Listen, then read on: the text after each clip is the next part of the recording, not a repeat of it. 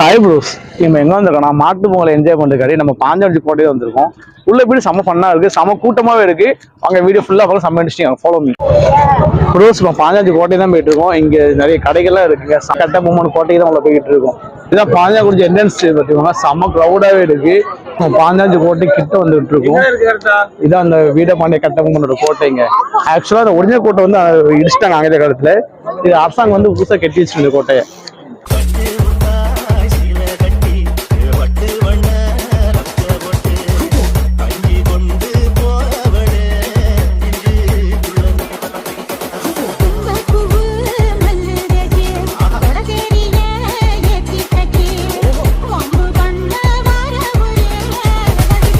NCS Tamil BGM